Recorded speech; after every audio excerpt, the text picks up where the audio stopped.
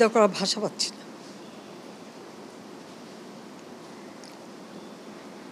আপনার ধন্যবাদ।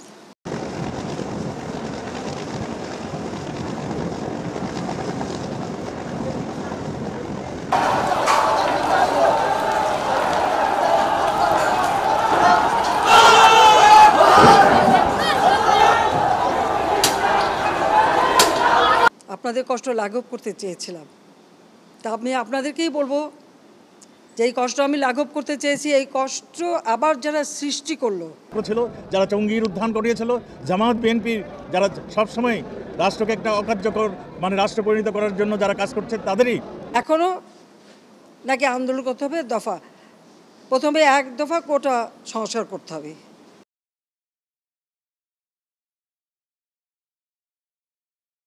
এখনও নাকি আন্দোলন করতে হবে। দফা প্রথমে 1 দফা কোটা সংস্কার করতে হবে। কোটা বাতিলও করে দিয়েছিলাম। সংস্কার হবে, আপিল করলাম, উচ্চ আদালত সিদ্ধান্ত দেবে। সেই জন্য পর্যন্ত তো ধৈর্য ধরতে হবে। যে কোনো নাগরিককে তো আইন আদালত মেনে চলতে হবে। সেটা না ওই 1 দফার পরে আসলো 4 দফা, তারপর আসলো 6 দফা, তারপর আসলো 8 দফা, তারপরে আবার 4 দফা, আবার ওই 4 দফাও হবে না, আরও 8 দফা। এইভাবে এমন একটা পরিবেশ সৃষ্টি, আর সেই সাথে সাথে এই ধ্বংসযজ্ঞ, এই ধ্বংসযজ্ঞটাকে সুযোগ সৃষ্টি করে দেওয়া।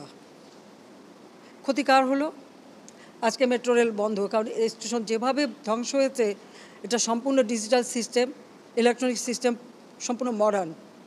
এটা তো কতদিনের ঠিক হবে আমি জানি না, কিন্তু কষ্ট পাবে তো মানুষ। আপনারাই কষ্ট পাবেন, দেশের মানুষই কষ্ট পাবেন, এই ঢাকা শহরের মানুষই কষ্ট পাবেন। ঘন্টার পর ঘন্টা আবার ট্রাফিক জ্যামে পড়ে থাকতে হবে, আবার কর্মস্থলে পৌঁছানো, আবার ফেরত আসা, দীর্ঘ সময় লাগবে, এবং ওই বসে ট্রাফিক জ্যামে কষ্ট পাওয়া। আপনাদের কষ্ট লাঘব করতে চেয়েছিলাম, তা আমি আপনাদেরকেই বলবো যে এই কষ্ট আমি লাঘব করতে চেয়েছি। এই কষ্ট আবার যারা সৃষ্টি করলো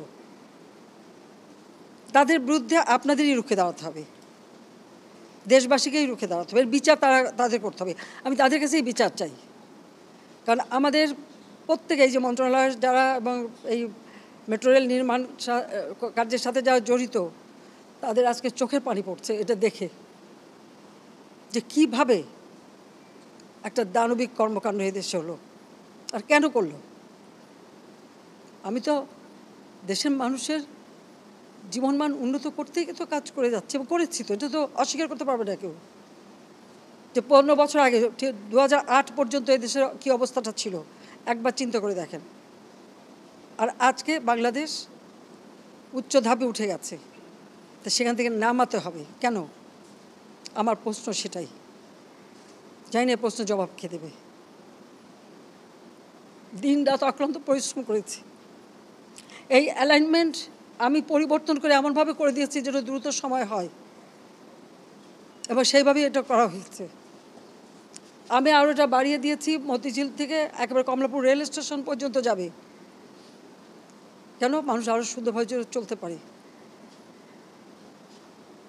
তো যারা একটু আঘাত করলো, এই মেট্রো রেল এভাবে ভাঙচুর করলো, যারা যে প্রায় 2 লক্ষ 2.5 লক্ষ মানুষ চলাচল করতেন খুব অল্প সময়ের মধ্যে, এদেশের মানুষ কত খুশি ছিল। তো তাদের সব আনন্দ যারা নষ্ট করলো, যাদের আরামে যে চলাফেরা করতে পারতো সেই চলাফেরার পথ যারা রুদ্ধ করে দিল, তাদের বিচার এদেশের জনগণকেই করতে হবে। আমি সেটাই চেয়ে যাচ্ছি। আমি নিন্দা করার ভাষা পাচ্ছি না।